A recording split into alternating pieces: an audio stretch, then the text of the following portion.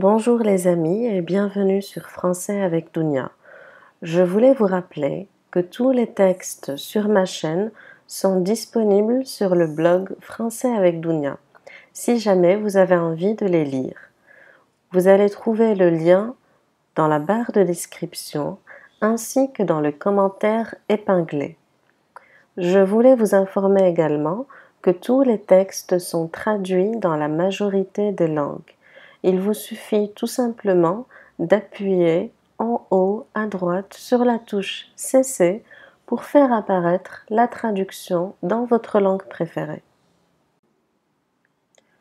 Bonjour, je m'appelle Lara, j'ai 38 ans et je suis écrivain. Je suis divorcée à 2 reprises, sans enfant. Je vis entre Rio de Janeiro et Casablanca. Toute petite déjà, j'attendais avec impatience le moment où j'allais dormir, parce que ça voulait dire que l'un de mes parents allait me lire une histoire. Et cette histoire était synonyme d'un monde merveilleux et magique qui s'ouvrait à moi. J'imaginais tout dans les moindres détails, les personnages, leurs traits de caractère, l'environnement dans lequel ils vivaient. Ensuite, quand j'ai appris à lire, mes parents ont commencé à m'acheter des livres. Bien sûr, j'ai commencé avec des bandes dessinées comme Picsou et Donald Duck. Après, quand j'ai grandi un peu, vers l'âge de 10 ans, mon père m'a emmenée pour la première fois au salon du livre et m'a dit que je pouvais choisir tous les livres qui me plaisaient. Je ne me suis pas fait prier. Je me souviens avoir passé des heures à flâner et à chercher des romans. J'étais impressionnée et émerveillée. Je me sentais dans mon élément au milieu de cet univers. J'ai continué à lire en grandissant. Je me suis découvert tour à tour une passion pour l'investigation, les romans à l'eau de rose et le développement personnel. Au moment de choisir les études que j'allais suivre après le baccalauréat, j'ai choisi de devenir ingénieur en informatique parce que c'était tendance à l'époque. J'ai par la suite travaillé en tant qu'analyste programmeur. Je me souviens que j'étais très malheureuse à l'époque. Je n'aimais absolument pas ce métier et je n'étais pas épanouie.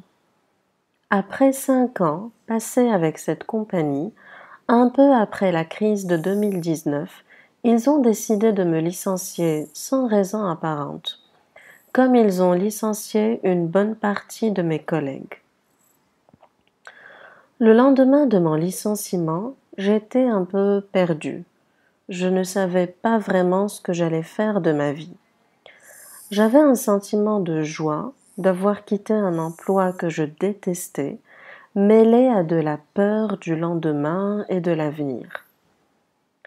L'expérience en soi était traumatisante parce que du jour au lendemain, mon avenir n'était plus assuré et je devais tout recommencer.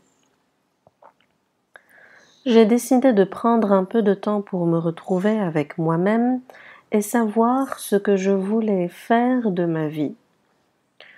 Je me souviens que c'est à cette époque-là que j'avais commencé à écrire tout ce qui me passait par la tête. Quand j'étais heureuse, j'écrivais. Quand j'étais triste, j'écrivais.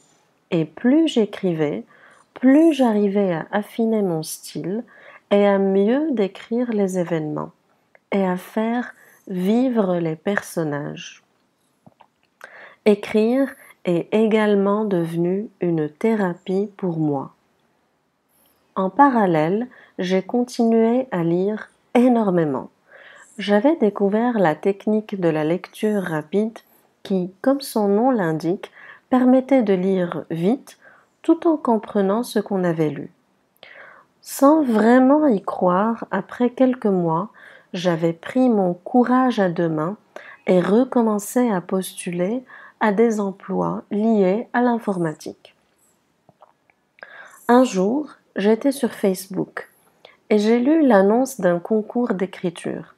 Il fallait écrire une histoire de 50 pages composée d'un certain nombre de mots et l'envoyer à l'adresse mail mentionnée, et le délai était assez court. Je me souviens que je n'ai même pas réfléchi. J'ai pris mon ordinateur et j'ai commencé à écrire une histoire d'amour avec beaucoup d'intrigue, de suspense entre un médecin et une artiste.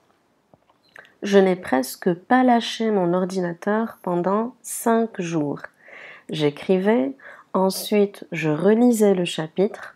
Quand je l'avais terminé, le corrigeais et passais ensuite au chapitre suivant. Mes parents et mon frère me regardaient, perplexes, tout en se réjouissant de constater que j'avais repris goût à la vie. Je me souviens avoir lu et relu mon roman plusieurs fois. J'avais peur qu'il ne soit pas à la hauteur, peur de ne pas avoir de style, peur parce que je n'avais jamais suivi de cours d'écriture auparavant. Le dernier délai pour envoyer mon roman était arrivé et j'étais là, devant mon ordinateur, tout était prêt. Il fallait juste que j'appuie sur le bouton Envoyer. J'ai mis un bon moment avant de me décider enfin à appuyer sur la touche Envoyer. Enfin, les dés étaient jetés. J'ai continué à y penser et à angoisser pendant quelques jours, et puis je me suis dit que ce que j'avais écrit n'était probablement pas à la hauteur, puisque ce concours était ouvert au monde entier. Je n'y ai plus vraiment pensé. J'ai donc vaqué à mes occupations et continué à postuler. Je consultais souvent ma boîte mail, au moins une fois par jour, parce que je voulais savoir si l'un des recruteurs m'avait répondu. Et je me souviens très bien de ce jour-là, comme si c'était hier. J'ai vu un email et je l'ai ouvert sans vraiment lire son objet attentivement. Et au fur et à mesure que je lisais, j'ai réalisé qu'une chose incroyable était en train de se passer. Cet email était de la part des organisateurs du concours d'écriture qui m'informaient que j'avais remporté le premier prix de littérature et que je devais les contacter par email pour leur envoyer mes informations personnelles pour qu'ils puissent me contacter par téléphone. Je n'en croyais pas mes yeux et je pense avoir lu cet email une vingtaine de fois pour m'assurer que c'était réel. J'ai sauté de joie, j'ai mis de la musique et j'ai dansé jusqu'à être essoufflée. J'ai annoncé la bonne nouvelle à mes parents, j'ai appelé mon frère qui était en pleine réunion. Ils se sont tous réjouis pour moi, non sans avoir quelques craintes. L'après-midi, encore tout euphorique de cette nouvelle incroyable, j'ai envoyé mes informations à l'adresse indiquée. Après quelques heures, un monsieur très charmant m'a contacté pour me féliciter d'abord. Par la suite, il m'a expliqué que la remise des prix allait se faire à Rio de Janeiro au Brésil, que cet événement serait télévisé et que les organisateurs allaient prendre en charge les frais ayant attrait à mon voyage, comme mon billet d'avion ainsi que l'hôtel. Il prévoyait également de me remettre un chèque d'une valeur de 100 000 euros. Je les remerciai chaleureusement et me suis mise à rêver, imaginer ce qui allait se passer par la suite. La suite était effectivement comme dans un rêve. J'ai été très bien reçue au Brésil, Pays que je visitais pour la première fois. La cérémonie de remise des prix était grandiose. J'ai été interviewée par beaucoup de chaînes télévisées, divers médias et j'ai vécu une expérience inoubliable. J'ai été contactée par plusieurs maisons d'édition. Dans la foulée, mon meilleur ami est devenu mon agent. J'ai écrit plusieurs livres et bon nombre d'entre eux sont devenus des best-sellers et ont été traduits en plusieurs langues. Et le conte de fées continue et je ferai de mon mieux pour garder les pieds sur terre et le faire durer le plus longtemps possible. J'ai décidé de vivre entre le Maroc et le Brésil parce que ce dernier est devenu mon pays de cœur.